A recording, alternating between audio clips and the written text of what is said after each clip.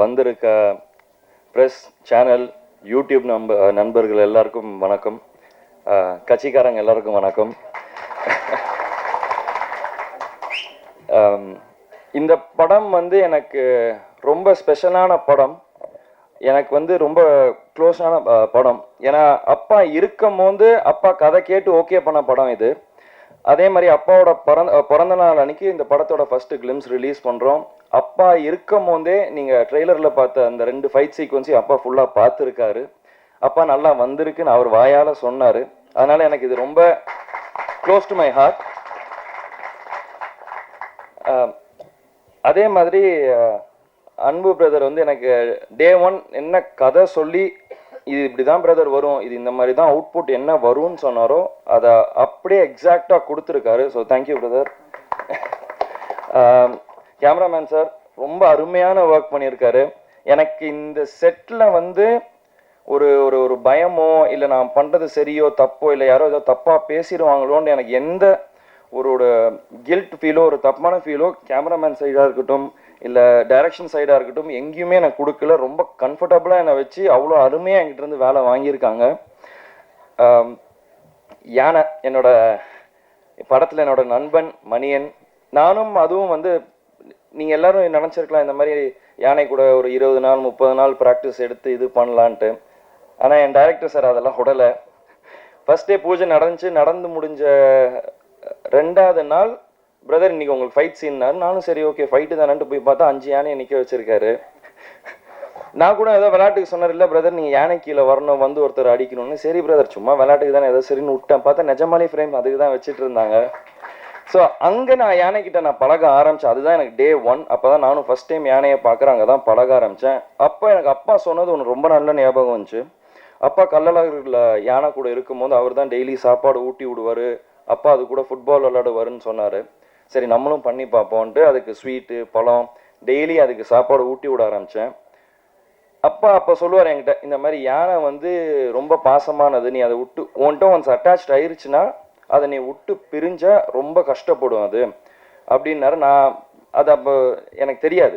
இங்கே நான் ஒரு யானையோட நடிக்கும் போது தான் அது எனக்கு தெரிஞ்சுது. ஃபர்ஸ்ட் ஷெட்யூல் முடிச்சுட்டு போகும்போது யானை 2 நாள் சிக்காச்சு. நாங்கள் திருப்பி அடுத்த ஷெட்யூல் வரும்போது அதுக்கு என்ன ஞாபகம் இருக்குமோ இருக்காதோன்னு எனக்கு ஒரு டவுட் இருந்தது. ஆனால் அது என்னை பார்த்தோன்னே ஓடி வந்து என்கிட்ட நின்று டான்ஸ் ஆட ஆரம்பிச்சிது. ஸோ அந்த பாண்ட் எனக்கும் அந்த யானைக்கும் ரொம்ப நல்லா கிரியேட் ஆச்சு. முருகதாஸ் சார் சொன்னார், எங்கேயோ படித்தேன் அப்பா இந்த மாதிரி முடிஞ்சால் யானையை வாங்கிட்டு வரலான்னு சொன்னாருன்ட்டு. அதே தான் நானும் என் டைரக்டர்கிட்ட கேட்டேன், தமிழ்நாட்டில் அலோவ் பண்ணாங்கன்னா சொல்லுங்கள், நான் மணியனை கையோட கூப்பிட்டுட்டு போகிறேன் அப்படின்னேன். நீங்கள் படத்தில் பார்த்தா தெரியும், எனக்கும் அந்த யானைக்கும் உள்ள பாண்ட் வந்து ரொம்ப உண்மையாக க்ளோஸாக இருக்கும். படைத்தலைவன் வந்து நீங்கள் மற்ற எந்த படத்தோடையும் நீங்கள் கம்பேர் பண்ண முடியாது. கும்கி கூடயோ மற்ற எந்த படத்தோடையும் கம்பேர் பண்ண முடியாது. இது கம்ப்ளீட்டாக ஒரு டிஃப்ரெண்ட்டான கதை. ஒரு யானைக்கும் ஒரு அதோட ஃப்ரெண்டுக்கும் இருக்கிற கதை. இது நீங்கள் வந்து எல்லாருமே எப்படி நீங்கள் ரிலேட் பண்ண முடியும்னா, உங்கள் எல்லாருக்கு வீட்லேயும் ஒரு நாய்க்குட்டி இருக்கலாம், ஒரு பூனை இருக்கலாம். அதுக்கு ஒரு பிரச்சனைனா நீங்கள் எப்படி ஃபீல் பண்ணுவீங்க, அதே தான் எனக்கு ஏன் யானை இந்த படத்தில். ஸோ இது எல்லாருக்குமே நல்லா ரிலேட் ஆகும். எல்லாரும் இங்கே என்ன இந்த மாதிரி அப்பாவை பார்த்த மாதிரி இருக்குன்றாங்க. எனக்கு அது தெரியல. நான் முடிஞ்ச அளவுக்கு என்னோட பெஸ்ட் இந்த படத்தில் கொடுத்துருக்கேன். இன்னும் பெட்டராக பண்ணிகிட்டே வருவேன், இன்னும் பெட்டர் ஆகிட்டே வருவேன் கண்டிப்பாக. அதே மாதிரி சசிகுமார் சார் தான் சொன்னார், நான் அவர் இதில் தான் ஃபஸ்ட்டு பண்ணேன்ட்டு. இந்த படத்தில் வந்து கேமரா முன்னாடி ஒரு பயம் இல்லாமல் நடிக்கிறதுக்கு ஒரு காரணம் சசிகுமார் சார் தான். ஏன்னா நான் ஒரு 10 வருஷம் கழிச்சு நான் திருப்பி ஒரு கேமரா முன்னாடி வந்து நிற்கிறேன், ஒரு படம் பண்ணுறேன் அப்படின்னும் போது யாராக இருந்தாலும் ஒரு கேமரா முன்னாடி அத்தனை பேர் முன்னாடி நடிக்கணுன்றது அப்போ வந்து ஒரு பயம் இருக்கும்.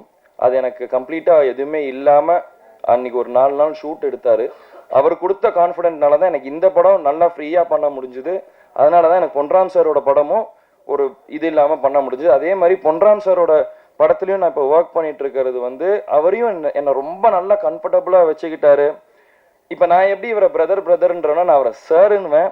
ஆனால் அங்கேயும் நாங்கள் வந்து இப்போ அவர் வருத்தப்படாத வாலிபர் சங்கம் எப்படி எடுத்தாரோ அதை சொல்லிட்டு இருந்தார். இந்த மாதிரி நாங்கள் எல்லாம் ஒன்றா உட்காந்து தான் பேசி காமெடி கிரியேட் பண்ணுவோம், நாங்கள் அப்படி தான் நாங்கள் இது பண்ணுவோம், நீங்களும் பழகிடுவீங்க அப்படின்னாரு. நிஜமாலே அதே மாதிரி தான் போச்சு. இன்னும் அந்த மாதிரி தான் போயிட்டுருக்கு. ஸோ நாங்கள் ஒரு காமெடி சீக்வன்ஸ் எடுத்தாலும் சரி, ஃபைட் எடுத்தாலும் சரி, மொத்த ஆர்டிஸ்ட் பொன்ராம் சார் எல்லாம் ஒன்றா உட்காந்து ஒரு சீனை பேசிட்டு தான் பண்ணுவோம். So thank you sir. Murugadoss sir, நீங்கள் சொன்னீங்க கேப்டன் பிரபாகரன் நீங்கள் நிறையா ரிப்பீட் ஆடியன்ஸாக நீங்கள் போய் பார்த்தீங்கன்ட்டு. நான் அப்படி பார்த்த படம் வந்து ரமணா சார். ஸோ அது எனக்கு ரொம்ப பிடிச்ச படம். நீங்கள் ரமணா 2 என்னை வச்சு எடுக்கணுன்றீங்க. Thank you so much. It means a lot to me sir. ஏன்னா என்னோட ஒன் ஆஃப் த ஃபேவரட், நான் ரமணா அம்மா கிட்ட கூட சொல்லியிருக்கேன். இந்த மாதிரி நிறைய இன்டர்வியூஸ்லையும் கேட்டிருக்காங்க, உனக்கு ரீமேக் பண்ணணுன்னா எந்த 2 படம் இல்லை எந்த இது படம்னா எனக்கு ஃபஸ்ட்டு சத்திரியன்வேன், அதுக்கு அடுத்து எனக்கு ரமணா தான். So thank you so much sir. அதே மாதிரி கேமராமேன் சார், நீங்கள் என்னென்னமோ நீங்கள் சொல்லி நம்ம ஷூட்டிங்கில் நிறையா பண்ணியிருக்கோம். பட் அவுட்புட் நான் இப்போ பெரிய ஸ்க்ரீனில் பார்க்கும்போது எக்ஸ்ட்ராடினரி சார். ரொம்ப சூப்பராக பண்ணியிருக்கீங்க சார். அண்ட் இதில் நாங்கள் ஷூட்டிங் நிறைய கஷ்டப்பட்டிருக்கோம். எப்படின்னா இந்த ரெயின் சீக்வன்ஸ் ஃபைட்டு பார்த்தீங்க இல்லையா, அது நாங்கள் ஃபஸ்ட்டு நீங்கள் ரெயின் இருக்காது, நாங்கள் ஷூட்டிங் ஆரம்பித்தோம், ஃபைட் சீக்வன்ஸ் செட் பண்ணிட்டாங்க, திடீர்னு மழை பெஞ்சது, ஷூட்டிங் கேன்சல் பண்ணிட்டு எல்லாம் கிளம்பிட்டோம். டெய்லி கிட்டத்தட்ட ஒரு 5 நாள் இருக்குமா, 5-6 நாள் டெய்லி காலையில் 5 மணிக்கு நானும் டைரக்டரும் இப்படியே வெளியே ஸ்க்ரீனை திறந்து எட்டி பார்த்துக்கிட்டே இருப்போம், மழை பெய்யுமா பெய்யாதான்ட்டு. ஸோ ஷூட்டிங் ஸ்பாட்டுக்கு போனதுக்கு அப்புறம் தான் தெரியும். நான் கேட்டேன் டேரக்டர்கிட்ட, இதை பேசாமல் ரெயின் எஃபெக்டாக மாற்றிடலாமான்ட்டு. அவர் என்னைக்கு ரெயின் எஃபெக்டாக மாற்றினாரோ அன்னிலிருந்து மழை பெய்யறது நின்றுச்சு. ஸோ அந்த மாதிரி நிறைய சேலஞ்சஸ் நிறையா இது இந்த படத்தில் இருந்துச்சு. அதையும் மீறி இந்த படம் நல்லா முடிச்சு ஒரு ஃபைனல் ஸ்டேஜஸ்க்கு வந்தாச்சு. இப்போ நம்ம இங்கே ஆடியோ லான்ச்சுக்கு வந்துச்சு, 23ஆம் தேதி படம் வருது. இதுலேயும் நிறைய பிரச்சனை இருந்தது, நிறைய தடை இருந்தது. இந்த படம் எனக்கும் சரி அன்புக்கும் சரி ஒரு பெரிய லெசன். இந்த மாதிரி எவ்வளோ பிரச்சனை இருக்குது, வெறும் சினிமா எடுக்கிறது வந்து இது ஈஸி, அதை எப்படி வெளியே நம்ம மக்களுக்கு சேர்க்குறோன்றது அடுத்த ஒரு பெரிய ஒரு இது இருக்குது. அதில் என்னெல்லாம் பண்ணணும் பண்ணக்கூடாதுன்றத ஒரு பெரிய லெசன் 2 பேரும் கற்றுக்கிட்டோம். இப்போ ஆடியோ லான்ச்சுக்கு வந்தாச்சு. 23 நாங்கள் தியேட்டருக்கு வருவோம். நீங்கள் மக்கள், ப்ரெஸ், மீடியா, கட்சிக்காரங்க எல்லாரும் சேர்ந்து சப்போர்ட் பண்ணணும்.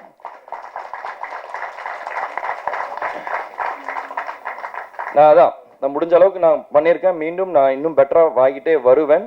நீங்கள் எல்லாரும் தியேட்டருக்கு போய் இந்த படத்தை சப்போர்ட் பண்ணுங்கள். உங்கள் எல்லாருக்கும் கண்டிப்பாக இந்த படம் பிடிக்கும். இது ஒரு ஃபேமிலி என்டர்டெய்னராக இருக்கும். ஸோ நன்றி, வணக்கம். சாரி, அதே மாதிரி அண்ணன் சொன்ன மாதிரி எனக்கு ஒரு பெரிய பாக்கியம். என்னோட ஃபஸ்ட்டு படத்தில் வந்து கார்த்திக் ராஜா சாரோட ஒர்க் பண்ணேன். அதுக்கப்புறம் Ilaiyaraaja sir, next Yuvan Shankar Raja sir. So ராஜா சாரில் இருக்க நான் இதை சின்ன வயசில் இருக்கும்போது நினச்சிருக்கேன். ஏன்னா அப்பா சொல்லுவார் நாங்கள் ரொம்ப க்ளோஸு, இது எல்லாம். நான் ஃபஸ்ட்டு படம் பண்ணும்போது கார்த்திக் ராஜா சாரோட பண்ணும்போது என்னோடய ஃபஸ்ட்டு தாட்டே இதுவாக தான் இருந்துச்சு.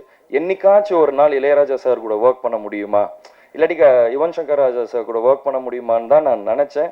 நினச்சபடியே எனக்கு வந்து இது அமைஞ்சிருக்கு.